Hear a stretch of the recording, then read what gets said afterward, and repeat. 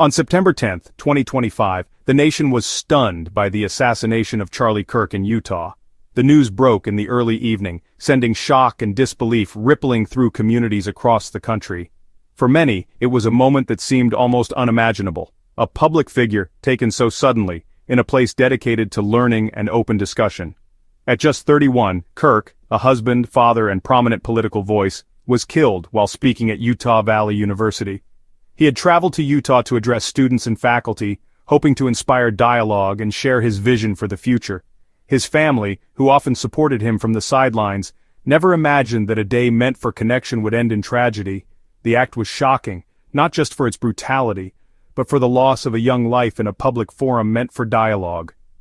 The auditorium, once filled with anticipation and energy, was left silent and heavy with grief. Flowers and messages of condolence soon covered the steps outside as people struggled to process what had happened.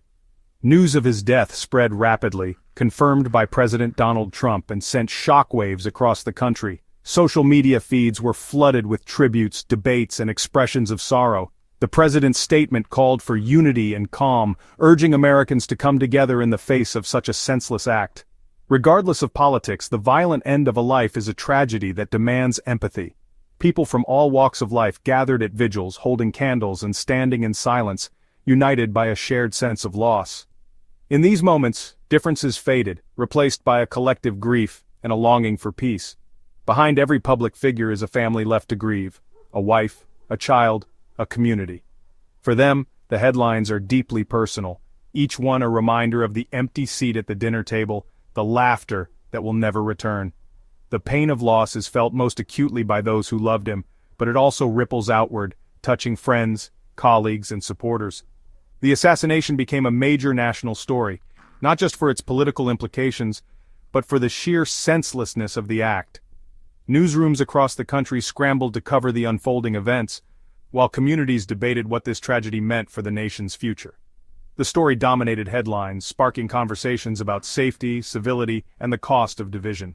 In moments like these, our response as a society is a test of our collective decency. The way we come together, support one another, and seek understanding in the aftermath of violence reveals the strength of our shared values. Communities across the country organized vigils and moments of silence, determined to honor Kirk's memory with dignity and respect. The way we report and react to tragedy reveals our values. Responsible journalism, thoughtful conversation, and a refusal to sensationalize pain are crucial in times like these. The media's role is not just to inform, but to help communities heal and reflect. It's a moment to pause, reflect, and remember the humanity behind the headlines. Each life lost to violence is a call to examine our own actions and attitudes, to ask how we can build a more compassionate and understanding society. The loss of Charlie Kirk was a stark reminder of life's fragility and the importance of compassion in the face of violence. As the sun set over the university campus, the community mourned not just a leader, but a son, a husband, and a father, hoping that, in remembering his life, we might find a way forward together. As the nation mourned, a heavy silence seemed to settle over communities everywhere. People gathered in parks, churches, and city squares, lighting candles and sharing stories, united in their grief and disbelief. The loss was felt deeply, not just by those who knew Kirk personally, but by millions who had followed his journey from afar. Yet, even as the world paused to reflect, another controversy erupted, this time in the heart of the newsroom, where the responsibility to inform and comfort the public is at its greatest. TMZ, a media outlet notorious for its sensational and often provocative coverage, went live to announce Kirk's death. The broadcast was expected to be somber, a moment of collective acknowledgement of the tragedy. But just before the official announcement, viewers were startled by the unmistakable sounds of laughter and cheering echoing in the background. The contrast between the gravity of the news and the apparent levity behind the scenes was jarring. The timing was appalling, creating the impression that staff were celebrating the tragedy, or at the very least, failing to grasp the seriousness of the moment. The awkwardness was palpable, and the damage was immediate. Viewers at home, many of whom were already emotional, were shocked and deeply offended. They had tuned in expecting solemnity and respect, but instead were met with what sounded like glee and insensitivity. The incident raised immediate and uncomfortable questions about respect, professionalism, and the culture within modern newsrooms. How could such a lapse occur at a time when empathy was needed most? This wasn't a technical glitch or a simple mistake, it was a human failure at a moment demanding the utmost sensitivity and care. The regret on the faces of the anchors was clear, but the damage had already been done. The laughter quickly overshadowed the news itself, turning what should have been a respectful announcement into a full-blown scandal. Social media erupted with criticism, and headlines questioned the integrity of the newsroom. In the days that followed, the incident became a case study in how not to handle breaking news about loss.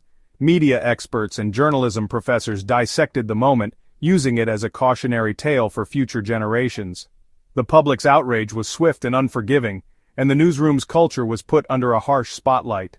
The event served as a stark reminder that, in times of tragedy, the world is watching, and expecting compassion above all else. To grasp the impact of this controversy, it's important to understand who Charlie Kirk was. At 18, he founded Turning Point USA, energizing young conservatives nationwide. Kirk's bold, polarizing style made him a leading voice for his generation, admired by supporters, criticized by opponents. He was a regular on cable news, a best-selling author, and a close Trump ally. His influence sparked both inspiration and intense debate, making him a lightning rod in America's polarized climate. On the day of his death, politics faded. What mattered was the loss of a young husband and father. His murder was not just a political event, it was a human tragedy. The silencing of his voice struck at the heart of free speech and open discourse. This moment called for solemn reflection, not celebration or scorn. The laughter on TMZ's broadcast was more than a misstep. It was seen as a profound act of disrespect. In times of tragedy, there's an expectation of reverence, especially from the media. The sounds of celebration felt like a betrayal of basic decency, fueling perceptions of a toxic political climate. For Kirk's supporters, it was salt in a fresh wound. For others, it was a violation of human empathy. The incident suggested a dangerous erosion of compassion, where even death becomes partisan. Mourning a violent loss should transcend politics. The laughter was a failure to recognize our shared humanity. It was a moment that demanded respect, not ridicule. The nation recoiled, reminded of the importance of dignity in the face of loss. Outrage exploded online within minutes of the TMZ broadcast, as the story spread like wildfire across every corner of the internet. People from all walks of life, regardless of background or beliefs, found themselves united in shock and disbelief. The sheer speed at which the news traveled was unprecedented, with hashtags trending globally and countless users sharing their reactions in real time. Social media was instantly flooded with clips and condemnation, as viewers demanded answers and accountability. The comment sections were ablaze with anger, disappointment, and calls for justice. People shared their own stories of loss and empathy, amplifying the sense of collective outrage. Prominent voices like Laura Loomer called the incident disgusting and shameful, highlighting the human cost of the tragedy. Influencers, journalists, and everyday citizens alike echoed these sentiments, emphasizing how deeply the event had affected them and their communities. The backlash wasn't limited to political circles, it resonated with anyone who valued basic respect and decency.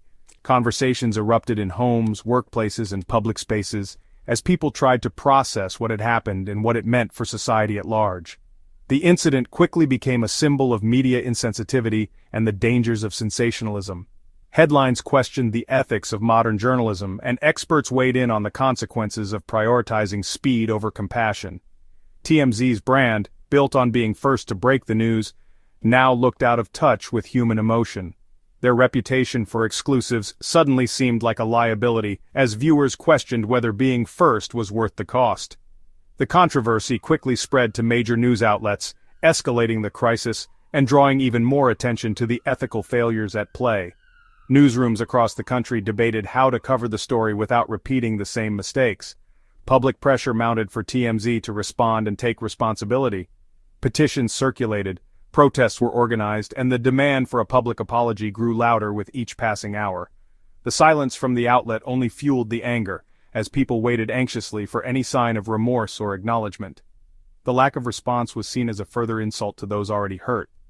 People demanded accountability for the disrespect broadcast into their homes, insisting that media organizations must do better in moments of tragedy.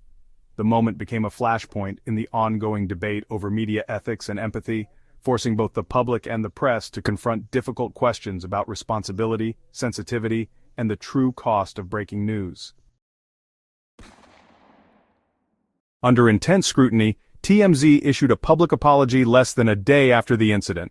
Hosts Harvey Levin and Charles Latibeaudiere explained that the laughter came from staff watching a car chase, not the Kirk story.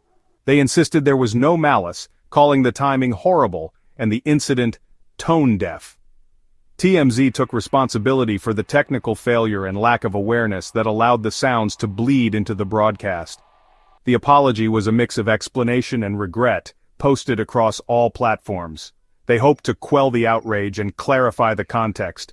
But the question remained, would the public accept their explanation? The damage to trust was already done.